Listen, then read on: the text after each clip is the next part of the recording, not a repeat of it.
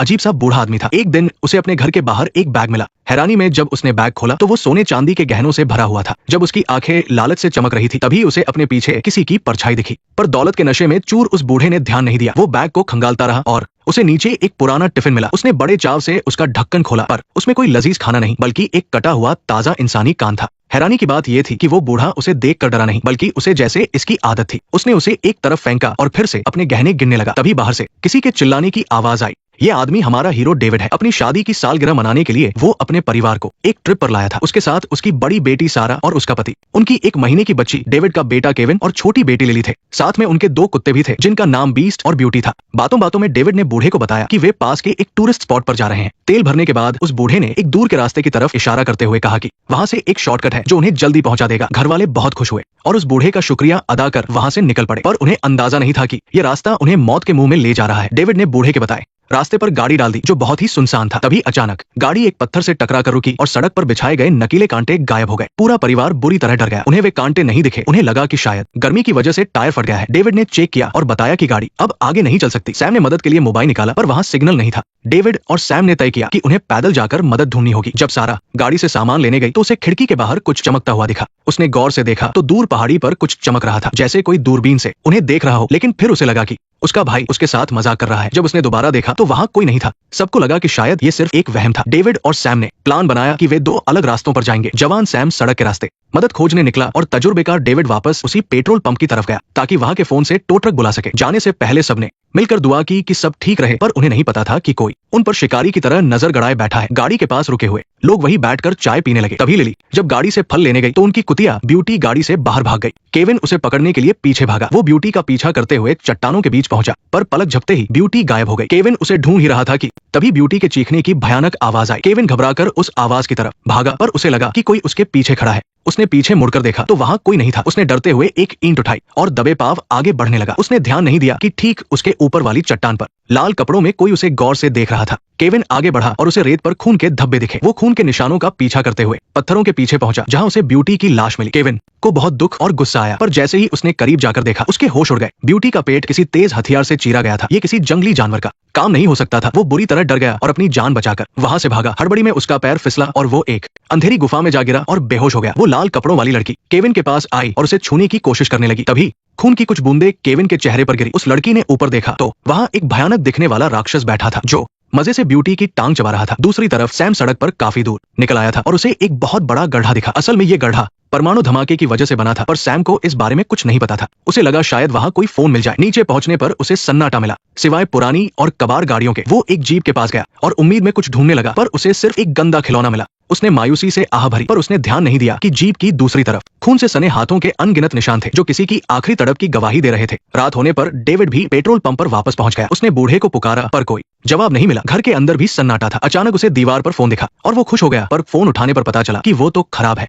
तभी एक कमरे की जलती हुई लाइट देखकर वो सतर्क हो गया। अंदर जाते ही उसे वही इंसानी कान वाला टिफिन मिला। उसका दिल दहल गया। उसने तुरंत अपनी बंदूक निकाली और चौकन्ना हो गया। जब वह दूसरे कमरे में गया तो वहां लगे पुराने अखबारों ने इस जगह का खौफनाक सच बताया। पता चला कि यहाँ कभी एक कस्बा हुआ करता था जिसे सरकार ने न्यूक्लियर टेस्टिंग के लिए चुना। ज्यादातर लोग चले गए, पर कुछ जिद्दी लोग वही रह गए और पहाड़ों की खदानों में छिप गए। जल्द ही भयानक नतीजे सामने आए। रेडिएशन की वजह से उनके बच्चे भयानक और अपाहिज पैदा होने लगे। दूसरे अखबारों में वहां होने वाले अपहरणों की खबरें थी। डेविड समझ गया कि वे उन राक्षसों के इलाके में फंस चुके हैं। उसे फौरन अपने परिवार के पास जाना था। डेविड ने बूढ़े का ट्रक ढूंढा और जैसे ही उसे स्टार्ट किया पास के शौचालय से कुछ आवाज आई। वो बंदूक लेकर धीरे धीरे वहां पहुंचा और जैसे ही दरवाजा खोला देखा कि वो बूढ़ा कोने में बैठा शराब पी रहा था और बंदूक थामे कुछ बड़बड़ा रहा था। इससे पहले कि डेविड कुछ पूछता तभी डेविड के कान में एक अजीब सी फुसफुसाहट सुनाई दी। वो बुरी तरह डर गया और उसने हवा में 2 गोलियां चला दी, पर वो आवाज नजदीक आती गई। डेविड पूरी तरह घबरा गया और ट्रक लेकर भागने लगा, पर जैसे ही वो बैठा वो फुसफुसाहट पीछे की सीट से आई। अगले ही पल उसे गाड़ी से बाहर घसीटा गया और एक लकड़ी के तख्ते पर पटक दिया गया। उसे किसी सामान की तरह पहाड़ों की खदानों की ओर ले जाया जाने लगा। उधर लिली को केविन की चिंता हो रही थी, इसलिए वो टॉर्च लेकर उसे ढूंढने निकली। गुफा में वो लाल कपड़ों वाली लड़की अब भी बेहोश केविन के पास बैठी थी। लिली की आवाज सुनते ही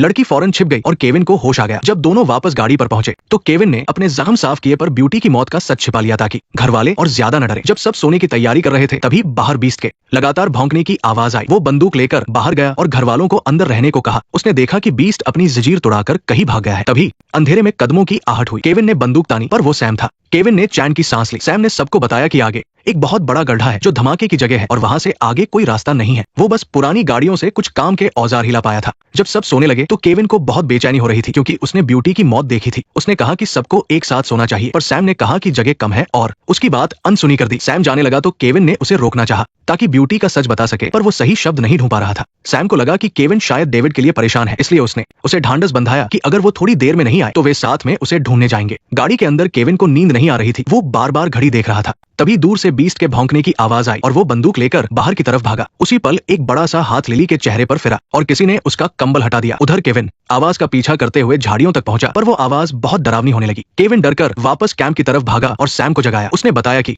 आसपास कोई जंगली इंसान हो सकता है, पर उसकी बहन को लगा कि वो मजाक कर रहा है। तब उसने ब्यूटी के बारे में बताया। सैम का चेहरा पीला पड़ गया और वो बाहर निकला। जैसे ही वे गाड़ी से दूर हुए, गाड़ी में छिपे हुए एक राक्षस ने वॉकी टॉकी पर हमला करने का इशारा कर दिया। डेविड को एक सूखे पेड़ से बांधकर आग लगा दी गई थी। केविन उसे बचाने के लिए भागा, पर सैम को खतरा महसूस हुआ और वो रुक गया। जब यकीन हो गया कि वो डेविड ही है, तब सैम ने बुझाने वाला सिलेंडर लिया और आगे बढ़ा। लेकिन ये सब एक चाल थी। जैसे ही सब लोग वहां से दूर हुए, गाड़ी की छत पर छिपा एक दुबला पतला राक्षस अंदर घुस गया। अंदर एक भारी भरकम राक्षस ने लिली का मुंह दबा रखा था ताकि वो चिल्ला न सके। तभी उस दूसरे दुबले राक्षस ने पिंजरे से चिड़िया निकाली और उसे जिंदा खा गया। खौफ की हद तो तब हो गई जब उसने अपनी गंदी नजर बेबस लिली पर डाली। उसने दूसरे राक्षस को धक्का दिया और लिली के साथ बदतमीजी करने लगा। तभी वो दूसरा मोटा राक्षस बिस्तर पर लेटी हुई नन्ही बच्ची की तरफ बढ़ने लगा। इसी नाजुक मोड़ पर सारा को अपनी बच्ची के रोने की आवाज सुनाई दी। डर के मारे उसकी रूह कांप गई। उसे याद आया कि उसका बच्चा अभी भी गाड़ी में ही है। वो पागलों की तरह गाड़ी की तरफ भागा और उसने देखा कि एक मोटे राक्षस ने उसकी बच्ची सारा को पकड़ रखा है। उसने गाड़ी से एक फ्राइंग पैन उठाया और राक्षस पर जोर से वार किया, लेकिन राक्षस बहुत फुर्तीला था। उसने फौरन अपनी बंदूक तान दी। उसने बंदूक सीधे बच्ची के सिर पर रख दी। सारा डर के मारे वही पत्थर जैसी बन गई और राक्षस जैसा चाहता वैसा करने लगा। तभी मुसीबत की इस घड़ी में माइक की पत्नी वापस आ गई। गाड़ी के अंदर का नजारा देखकर वो दंग रह गई। जैसे ही वो पीछे से हमला करने वाली थी, तभी दूर से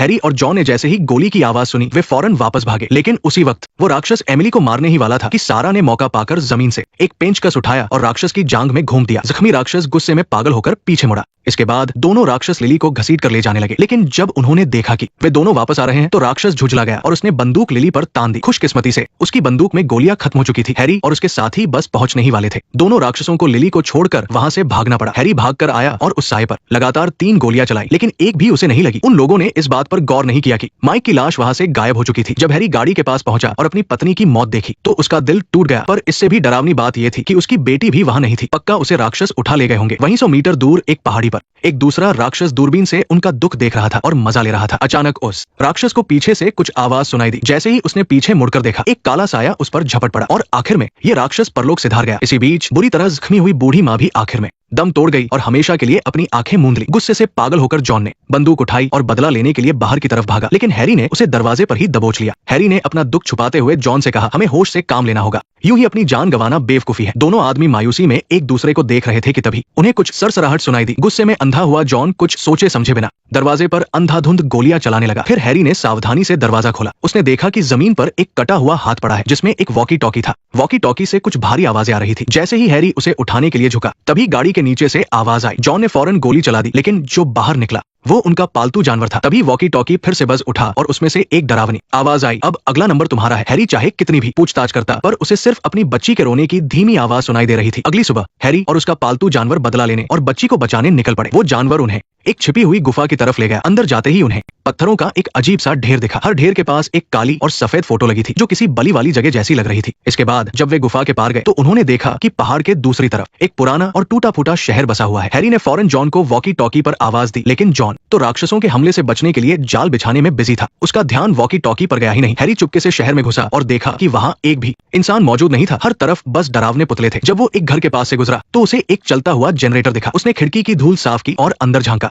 वो ये देखकर खुश हो गया कि उसकी बेटी अंदर खेल रही है। वो जैसे ही अंदर जाने लगा, तभी एक राक्षस एक लाश को घसीटते हुए वहां से निकला। फिर जैसा होना था वैसा ही हुआ। पालतू जानवर ने खतरे को भांप लिया और आवाज की। राक्षस फौरन पीछे मुड़ा, लेकिन उसे कुछ नहीं दिखा। राक्षस के जाने के बाद हैरी एक पुरानी गाड़ी से बाहर निकला। उसने सावधानी के तौर पर जानवर को गाड़ी में बंद कर दिया और खुद उस घर के अंदर घुस गया। अंदर एक गंजा आदमी उसकी तरफ पीट करके टीवी देख रहा था। हैरी दबे पाव बेटी के पास पहुंचा और उसे गोद में उठाकर भागने लगा, पर वो कुछ ही कदम चला था कि जब हैरी को होश आया तो उसने देखा कि चारों तरफ अंधेरा है। हवा में बहुत गंदी बदबू थी। जैसे ही उसने एक माचिस जलाई तो अपने आसपास लाशें देखकर उसकी हालत खराब हो गई। वो भी उन लाशों जैसा नहीं बनना चाहता था, इसलिए उसने अपने कंधे से बक्से पर जोर जोर से टक्कर मारी और उसे तोड़ दिया। इसी बीच वो समझदार जानवर भी गाड़ी की दरार से बाहर निकल आया और हैरी की खुशबू सूंघते हुए उसे ढूंढने लगा। बक्से से बाहर निकलने के बाद हैरी ने एक बैट उठाया और एक कमरे में पहुंचा। वहां का नजारा देखकर उसके होश उड़ गए। बुरी तरह जला हुआ माइक एक कुर्सी पर चुपचाप बैठा था और अजीब बात तो ये थी कि उसके सिर पर एक झंडा लगा हुआ था। तभी उसे अंदर से किसी आदमी के गाने की आवाज आई। वो आवाज का पीछा करते हुए अंदर गया तो उसे व्हील चेयर पर बैठा एक बहुत ही डरावना आदमी दिखा। हैरी ने उससे अपनी बेटी के बारे में पूछा, लेकिन उस आदमी ने कहा कि वो कभी यहाँ से बाहर नहीं गया, उसे कुछ नहीं पता था। पर हैरी को उसकी बातों पर यकीन नहीं हुआ। जब हैरी उसे परलोक भेजने ही वाला था तभी हैरी उस मोटे राक्षस का मुकाबला नहीं कर पाया एंड मौके पर वो जानवर दहाड़ते हुए अंदर आया और राक्षस को जोर से काट लिया। इससे हैरी को भागने का मौका मिल गया। वो बाथरूम में छिप गया और बाथटब को दरवाजे के पीछे लगा दिया। वो बैट लेकर राक्षस का इंतजार करने लगा, लेकिन वो राक्षस कोई मामूली चीज नहीं था। उसने दीवार तोड़ दी और अंदर घुस आया। उसने हैरी का गला दबोच लिया। वो राक्षस हंसते हुए उसे जमीन पर पटकने लगा। हैरी ने फौरन करवट ली और एक तरफ भाग गया। जल्दबाजी में हैरी ने बैट उठाना चाहा, लेकिन राक्षस ने उसे काट दिया। हैरी ने उसी आधी लकड़ी को राक्षस के शरीर में घूम दिया, पर उस राक्षस को जैसे दर्द ही नहीं हो रहा था। उसने वो लकड़ी बाहर खींच ली। उसने पलटकर हैरी को जमीन पर गिरा दिया, लेकिन उसने हैरी को तुरंत नहीं मारा। वो उसे तड़पा तड़पा कर मारना चाहता था। उसने कुल्हाड़ी उठाई और बेरमी से हैरी की 2 उंगलियां काट दी। हैरी दर्द सहते हुए मेज के नीचे छिप गया, पर वो राक्षस उसे छोड़ने के मूड में नहीं था। तभी जैसे ही राक्षस आखिरी वार करने वाला था, हैरी ने एक चाल चली। उसने हार मानने का नाटक किया। वो रोते बिलखते हुए राक्षस से जान की भीख मांगने लगा। जैसे ही राक्षस ढीला पड़ा, उसने पेंचकस राक्षस के पैर में गाड़ दिया। राक्षस दर्द से चीखने लगा। हैरी ने माइक की लाश पर लगा झंडा उठाया और उसे राक्षस की गर्दन के आर पार कर दिया। फिर उसने फौरन कुल्हाड़ी उठाई और उसी समय दूसरे राक्षस ने अपने साथी की चीख सुनी और वह भी वहां पहुंचा। गाड़ी के पीछे छिपे हैरी ने कुल्हाड़ी से उस पर अचानक हमला कर दिया। आखिर में हैरी ने उस राक्षस को भी खत्म कर दिया, लेकिन उसे ये नहीं पता था कि उसके जाने के बाद व्हीलचेयर वाले आदमी ने वॉकी टॉकी पर एक आखिरी हुक्म दिया, उस बच्ची को मार डालो। तभी वो पालतू जानवर कमरे में पहुंचा और वहां से बहुत भयानक चीखें आने लगी। दूसरी तरफ लाल कपड़ों वाली लड़की कमरे में आई और उसने प्यार से हैरी की बेटी को गोद में उठा लिया। हैरी जब घबराते हुए कमरे में पहुंचा और उसने कंबल हटाया तो वहां बस एक पुरानी गुड़िया पड़ी थी। जमीन पर 2 अजीब दिखने वाले बच्चे बैठे उसे देख रहे थे। तभी उन राक्षसों का लीडर हाथ में चाकू लेकर हैरी की बेटी को मारने पहुंचा, पर वो लाल कपड़ों वाली लड़की बच्ची के सामने आ गई। लीडर ने उसे जोर से धक्का दिया, लेकिन जैसे ही उसने चाकू चलाया तो देखा कि वहां बच्ची नहीं बल्कि एक सुअर था। साफ था कि लड़की ने बच्ची को बदल दिया था। उधर जॉन और उसकी बहन के साथ भी कुछ गड़बड़ हो गई। उनका बिछाया हुआ जाल अचानक चल गया। उन्हें लगा कि राक्षस आ गया है। जॉन गुस्से में बंदूक लेकर मरने मारने पर उतारू हो गया, पर वहां पहुंचकर पता चला कि वो बस एक गलतफहमी थी। कोई जंगली घास जाल से टकरा गई थी। उन दोनों ने राहत की सांस ली, पर मुसीबत अभी खत्म नहीं हुई थी। उन्होंने देखा कि गाड़ी का दरवाजा खुला है। कुछ अनहोनी के डर से वे फौरन वहां भागे। खून के निशानों का पीछा करने लगा और आखिर में उसने जो देखा उसे वो कभी नहीं भूल पाएगा। ब्रूस नाम का वह राक्षस उसकी माँ की लाश को खा रहा था। जॉन बुरी तरह डरकर वहां से भागा और राक्षस ने भी उसे देख लिया। शायद उसे जिंदा शिकार ज्यादा पसंद था, इसलिए वो उसके पीछे पड़ गया। जॉन पीछे की तरफ गोलियां चलाते हुए जान बचाकर भागने लगा, पर पता नहीं उसका निशाना खराब था या ब्रूस बहुत चालाक था। जॉन की एक भी गोली उसे नहीं लगी। गोलियां खत्म होने पर वह गाड़ी के अंदर घुस गया और अपना बिछाया हुआ जाल चला दिया, लेकिन तभी राक्षस ने खिड़की से एमिली को पकड़ लिया। जॉन ने कुत्ते की चेन से राक्षस के हाथ बांध दिए। फिर वे दोनों पीछे की खिड़की से निकलकर पहाड़ी पर भाग गए। वे वहां से देखने लगे। उधर ब्रूस ने भी खुद को आजाद कर लिया और गुस्से में गाड़ी का दरवाजा खोला। वे दोनों भाई बहन खुशी से गले लग गए। दूसरी तरफ हैरी अपनी बेटी को ढूंढ रहा था कि तभी उसे लाल कपड़ों वाली लड़की भागती हुई दिखी। उसकी गोद में उसी की बेटी थी। हैरी छोटे रास्ते से भागा और उस लड़की के सामने आ गया। उसे हैरानी हुई कि उस लड़की के मन में कोई बुराई नहीं थी। उसने खुद ही बच्ची हैरी को लौटा दी, पर तभी उन राक्षसों का लीडर पहाड़ से नीचे कूद पड़ा। उसने हैरी को जमीन पर गिरा दिया और उस पर बुरी तरह टूट पड़ा। जल्द ही हैरी बेहोश हो गया। ये देखकर लड़की बच्ची को लेकर जंगल की तरफ भागने लगी। लीडर ने मरणासन हैरी को वहीं छोड़ा और लड़की के पीछे भागा। शायद एक पिता के प्यार में इतनी ताकत थी कि बुरी तरह जख्मी